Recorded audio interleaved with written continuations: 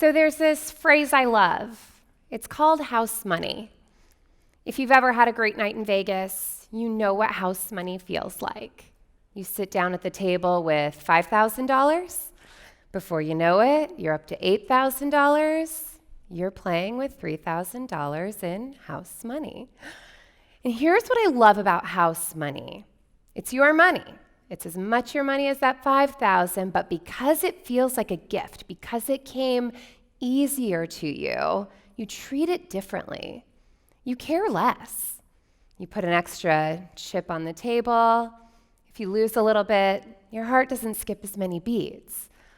Wouldn't it be cool if more things in our life could feel like house money, more like a gift, less like work? Well, they can, and they should. A good way to think about this space before you hit house money is what I'm going to call sufficiency.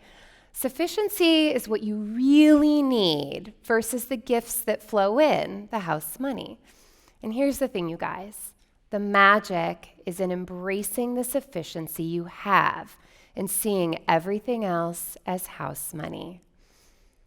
A few years ago, I gave away or sold everything I owned.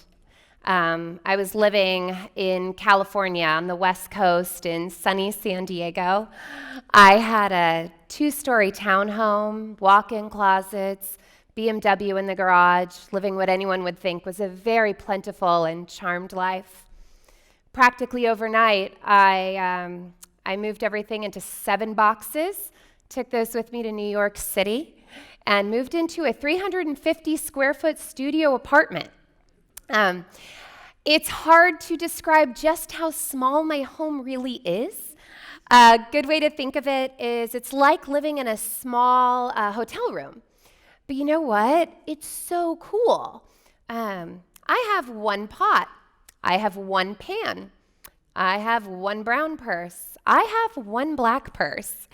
When you're forced to fit your entire life into a very small space, you get really good at figuring out the wants from the needs.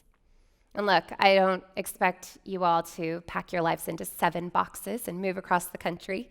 But I think we all have space in our lives to clean up a little. Maybe you moved into your house 10 years ago and you still have boxes in the garage that you've never even opened. Or maybe you've got that hall closet packed with winter coats that you haven't worn in 3 years. Start with the junk drawer in the kitchen. We've all got some spaces where we can see what sufficiency feels like. You know, we do this funny thing. We all think more would be better. And it doesn't matter how much money you make. You could make $5,000 a year, you could make $5 million a year.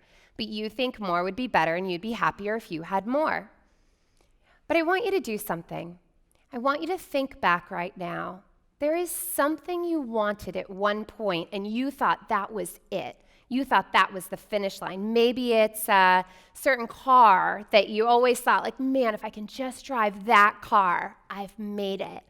Or maybe it's a certain income. You always thought, like, if I can just get to this income level, I am good. I don't ever have to make another penny more. But here's the thing. You're living something in your life right now that you once dreamed of, that you thought was the finish line, and it's not good enough. You changed the mile marker. You moved the finish line. Because that's what we do, right?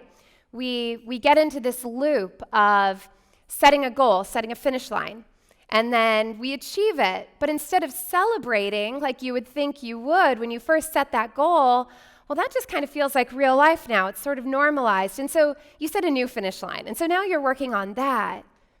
But here's the problem with this.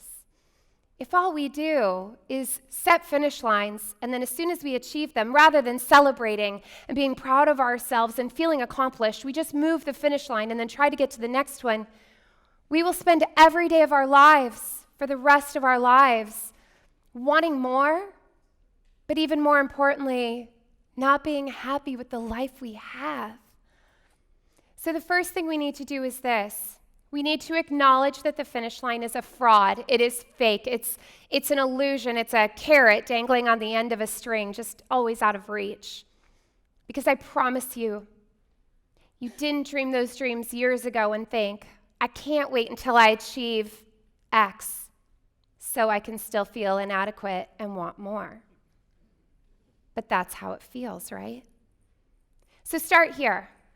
Make a conscious decision to take all that energy, all that wanting, all that thinking, and put it into right here and love the life you have. I want you to take a minute. I want you to think back on goals you set over your life. I want you to see where you are, and I want you to high five yourself. You have reached more finish lines than you even know. You are living your dreams. These are the dreams you once dreamed. And when you discount them, you're discounting the dreams you've had over your entire life. So then you're like, okay, great, I love my life, awesome, now what? Here's what you're gonna do. You're gonna love your life, and that's gonna open up your energy to more abundance. Let's bring it back to house money, right? Have you ever had something just kind of come into your life easily that usually feels like a lot of work? Like maybe you work in sales, and normally to close a deal, it takes months of work and grueling meetings and negotiations and contracts, and you want to tear your hair out, right? But somehow a deal just sort of lands on your desk, and it just sort of comes together quickly and closes. Or maybe you get invited to a dinner party, and you're, yeah, sure, you don't know much about it, but I'll show up. And you end up sitting next to someone who completely changes your life. You might call that luck, but I call that the universe. And this is where the magic comes together. When you intentionally choose to love the life you have, rather than chasing the fake finish line, when you put all of your energy into appreciating the abundance you already have, the finish lines you've already crossed, and being proud of what you've done, you open up your energy to the universe, and that's where house money comes in. It's not that you're not doing the work, it's that it comes easier. I want you to think of the universe kind of like you would a boss at a job. If you went to work every day, and instead of loving the job you had and giving it your best, all you did was focus on the next promotion. So you come in every day and you don't like the work and you don't like the pay and you don't like the job you're in. You just want that promotion. Do you really think your boss is going to give you a promotion? But if you come into work every day and you love the job you have, you give it everything you've got, you give it 110%, you appreciate it, and you give it all of your best energy, your boss, much like the universe, is going to look at you and say, I'd be crazy not to promote this person. Look at how good they are. That's how the universe works. The universe looks at you and says, you've been blessed with abundance. You've shown me you can appreciate it. You deserve more. It's not that you do nothing, but it comes easier and it feels like house money. So it's time to break the cycle. It's easy to think of your life like a ladder. You're going to make more money and have a nicer car and have a nicer home. But then once you do that, you're just going to make even more money and have an even nicer car and have an even nicer home.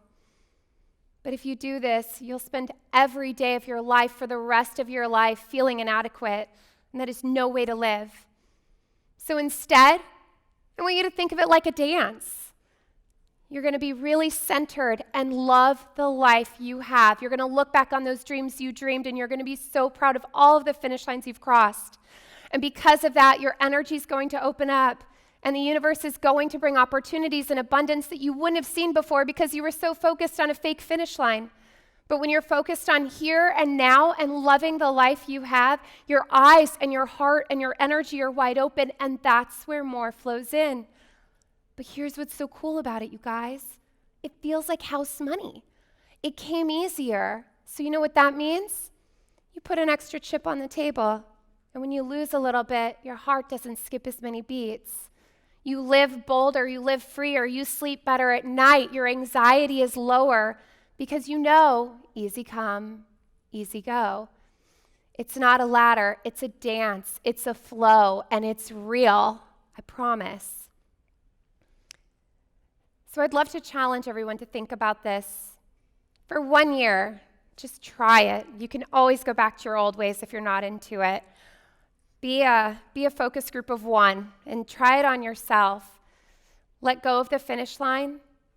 Look at the life you have and get really real about it. Look at all the finish lines you've crossed and be so proud and put all of your energy consciously into where you are now. Stop climbing, stop clawing, stop trying, stop begging, stop compromising.